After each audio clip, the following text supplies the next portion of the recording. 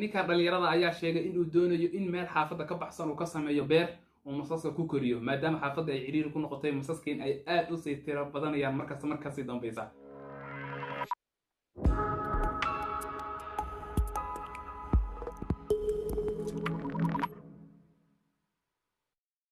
saaxiibayaal mar labaad iyo mar saddexaad soo dhawaada waa barnaamijkeennii asbuuclaha ee aan uga hadli jirnay mid ka mid a dhacdooyinkii asbuucaas ugu yaabka badnaa ama aadka loo hadalhayay ee saxaafaddu sida aadka u qorisay.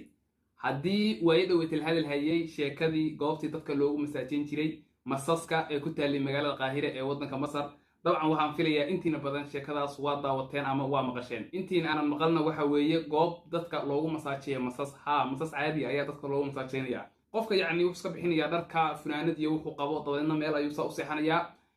dhabarka iyo surka iyo xabadka iyo wejiga ayaa waxaa laga saarsaaraya masas, yacni masaskaas ayaa loogu masaajinayaa. masaskaas qofka wax dhibaataa u geysan mayaan, ma qaniinayaan, wax kale ku samayn mayaan. qolyaha ay u furneed goobtan dadka loogu masaajeeyo masaska ayaa waxay yidhahdeen masaskan qofka wax dhibaato u geysan mayaan.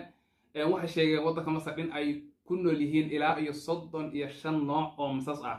waxay yidhahdeen 35 nooc oo masas ah 7 ka mid ah ayaa waxay yihiin kuwa sun leh oo qofka haddii ay qaniinaan dhibaato soo gaarsiinaya ama u dhimanaya ama si un kale ayay dhibaato usoo gaarsiinayaan.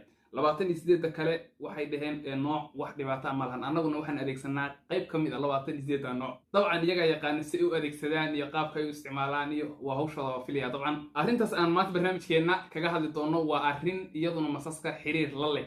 haddii aad maqli jirtay xoolo ayaa qof dhaqdaa, geel, lo, ari ama wax un kale oo la mid ah, hadda waxa weeye qof masas dhaqda oo masas xanaanaysta. waddanka ciraaq asbuucan waxa ay warbaahintu aad u hadalhaysay wiil dhalinyara oo 27 sano jir ah oo waddankaas ku nool, gaar ahaan wuxuu ku nool yahay gobolka la yidhaahdo Kurdistaan, ayaa wuxuu xanaanaystaa masas noocyo kala duwan leh oo aad u fara badan. gurigiisa ayuu ku xanaanaystaa oo gurigiisa ayay wax ka degan yihiin dhinac, way la nool yihiin oo gurigiisa ayaba dhinac dhan ka haystaan oo halkaas ayay degan yihiin oo ku xanaanaya. masaskan uu xanaaneeyo ayaa wax ka kooban yihiin waa sida ay warbaahintu sheegtay kuwa khatara oo sun leh iyo kuwa iska caadiya oo aan wax sun aan lahayn. isaguse wuxuu sheegay inaysan masaskan wax dhibaata ku hayn oo korsashadooda uu aad u jecel yahay iyo ka agdhowaanshahooda. wuxuu yidhi masaskayga waan jeclahay oo aad ay u qurux badan yihiin, aad ay u qurux badan yihiin.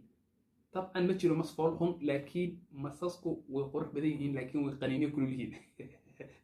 ninkan dhalinyarada ah ee masaska korsada ee jecel markasta inuu ka agdhowaado masaska ayaa korsashada masaska markii hore wuxuu ka bilaabay 1 xabo ilaa ay u tarmeen oo ay u gaareen 30 xabo. ninkan ayaa masaska wuxuu ka kala keensadaa wadamada Jarmalka, Belgiumka iyo Afrika. masas ayuu wuxuu ka keensanayaa wadamo kale si uu u korsado ay gurigiis u joogaan. ninkan ayaa muddo 7 sano ilaa sanadkii 2013 wuxuu kusoo jiray korsashada masaska. wuxuu yidhi mar walba waxaan ku dadaalaa in aan soo helo mas aanan sun lahayn oo aad u qurux badan. ninkan dhalinyarada ah ayaa dadka magaalada la deganay marmar gurigiisa iska soo buuxiyaan si ay masaskiisa iyo bahladiisa sawirro ula galaan. sidoo kale waxa ugu yimaada guriga ninkan dad daraasadeeya masaska iyo waxyaalihii ku saabsan oo halkaas ka faa'iideysta masaska iyo qaabka ay u dhaqmayaan iyo midabadooda iyo noocyadooda iyo si kale yihiin. dhanka kale hay-adda WHO ee qaramada midoobay u qaabilsan arrimaha caafimaadka ayaa waxay sheegtay in qiyaastii sanad walba 5 milyan oo qof ay masasku ku qaniinaan dunida daafaheeda. waxay sheegtay in 2 milyan iyo bar ka mid ah 5 milyan ee sanad walba ay masasku qaniinaan, in sunta masasku ay aad u gaarto oo jirkooda ay wax yeesho, suntuna aad jirkooda ugu faafto. sidoo kale hay-addu waxay sheegtay in qiyaastii ilaa 100,000 oo qof sanadkii ay dunida daafaheeda ay u dhintaan qaniinyo mas.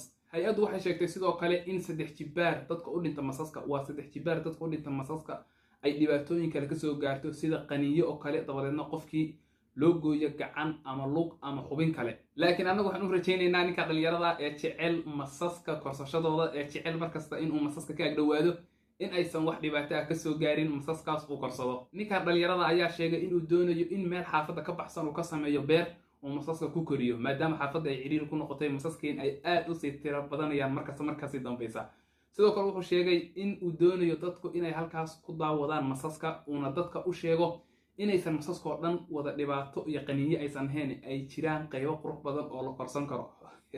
waa cajiib. saaxiibayaal barnaamijkeenni maanta intaasaan kusoo koobaynaa. barnaamijkeennan waxaan uga hadalnaa maalin ka mid a asbuucii mid ka mid a dhacdooyinkii asbuucaas ugu yaabka badnaa ee aadka loo hadalhayay ee saxaafaddu aadka wax uga qortay. waa mid ka mid a dhacdooyinka asbuucaas ugu yaabka badnaa. dhacdooyinka o dhan maahan, dabcan dhacdooyinka o dhan ma soo qaadan karno. idinkana waxaan si xushmad iyo qadarin ku jirto idinkaga codsanayaa saaxiibayaal in aad kanaalka like ii saartaan. waa haddii aad horey ugu taxnaydeen, haddii aad hadda ku cusubtihiinna in aad like iyo subscribe ii saartaan, aana barnaamijka sii share garaysaan. waa noo asbuuca dambe iyo nooli kulantee waa maasantihiin guulaysta